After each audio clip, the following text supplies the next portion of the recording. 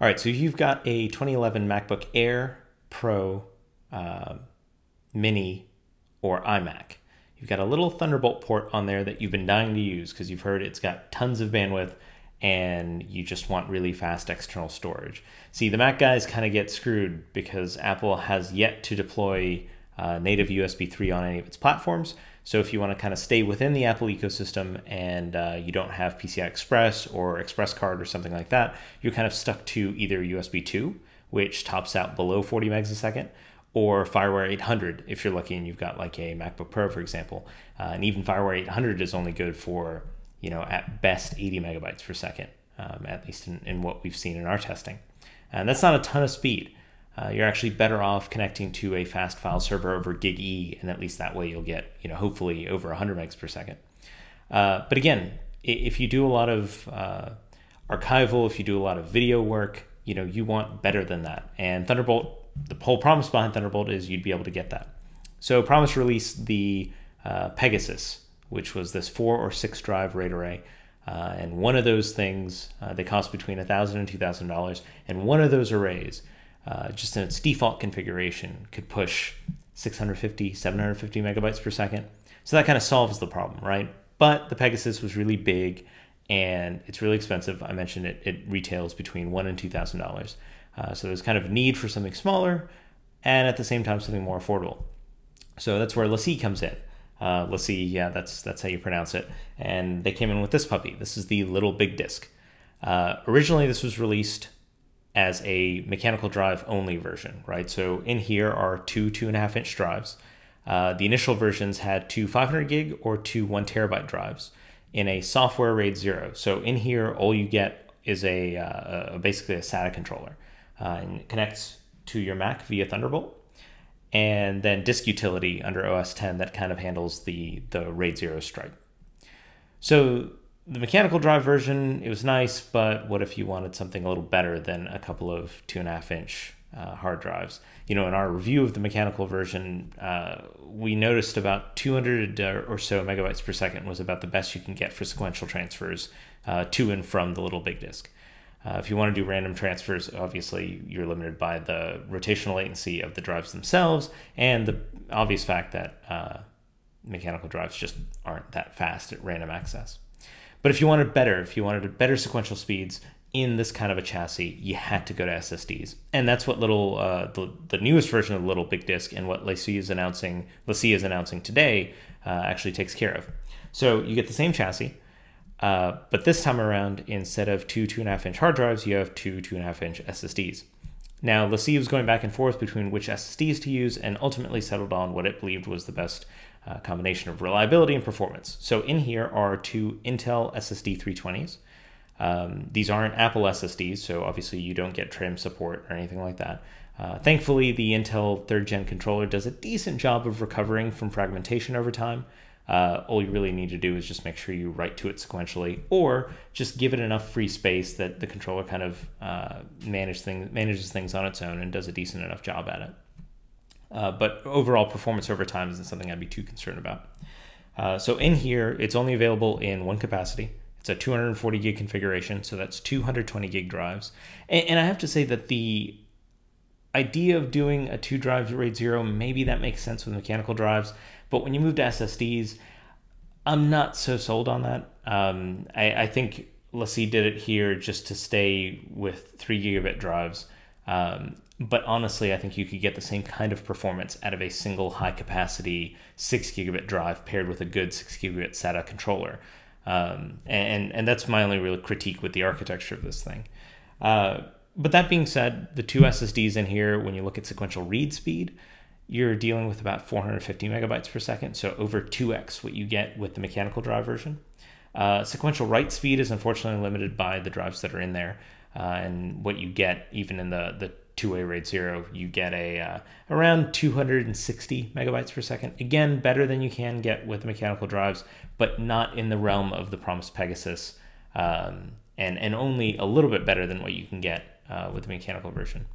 Obviously, random access performance is great on this thing. We measured almost 50 megabytes per second in terms of random reads from the array. And that's an order of magnitude better than what you can get even on the Promise Pegasus. So, and I should stop here and say that that only really matters if you're doing a lot of, say you're running applications off of the external array, or you're doing a lot of small file work on the array. If all you're using this for is a place to store your music, photos, and videos, you know, SSDs are great. I'm a huge fan of them. And if money's no object, obviously throw all the SSDs you want in there. But if that's your main use model, your main usage model, you actually might be better off and maybe more bang for your buck to go with the hard drive version, simply because most of those transfers are going to be sequential. Now, if you need if you've got a MacBook Air and you need an extra couple hundred gigs to store some heavy applications you work with, or let's say you're going to put Final Cut on here and this is where you're going to keep both the application and your kind of Scratch directory or your Scratch file for any large photo work or video editing and scrubbing and stuff like that. If that's the case, then there's an obvious advantage for the SSD version here. Otherwise, if you're just using it as a place to store your videos or store your music and photos, honestly, the hard drive version does a decent enough job. The setup is pretty simple. So the SSD version actually does pull a little less power than the hard drive version, but you still need this little external power adapter here. It's over the 10-watt limit for what you can draw over the Thunderbolt cable.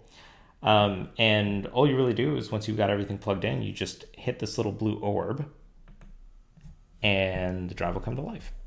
Now, you're probably going to get a bit of the sound here on the microphone since it's so close, but one of the biggest issues with building a chassis this small is you have to use really, really tiny fans. And unfortunately, when you're using really tiny fans, you have to spin them at a higher speed in order to move the same volume of air as you would a larger fan. And unfortunately, it produces a not so pleasant noise. I was hoping the SSD version would be a bit quieter than the hard drive version, given that the cooling requirements for two drives with no moving parts are obviously less than two drives that are spinning at 54 or 7200 RPM.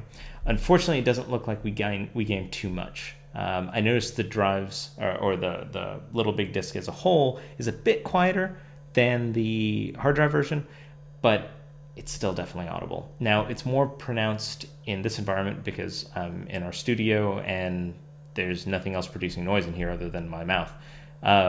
So if you've got an office, a room with a higher than this ambient volume, you probably won't be bothered by it. But if you've got this kind of serene, steady thing going on, it's going to be noticeable. And unfortunately, that's one of the trade-offs when you go this small.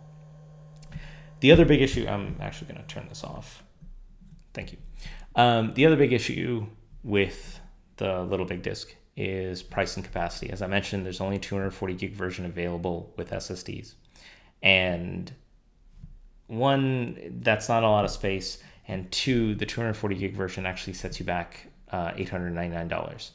So there are a couple of things that I would like to have seen happen here. One, I wish we were dealing with about twice the space.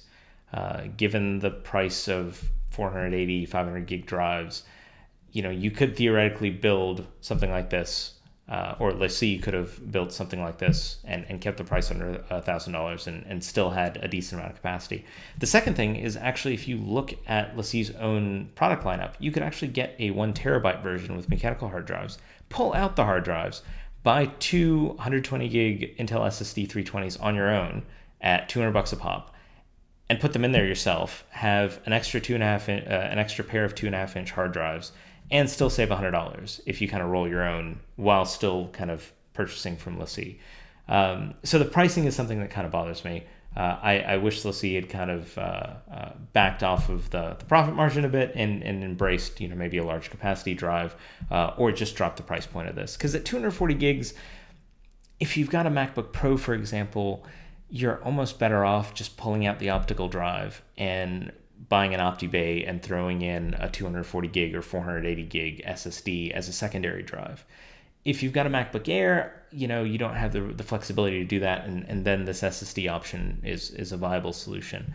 But it just seems too expensive for the capacity, especially as an external storage solution.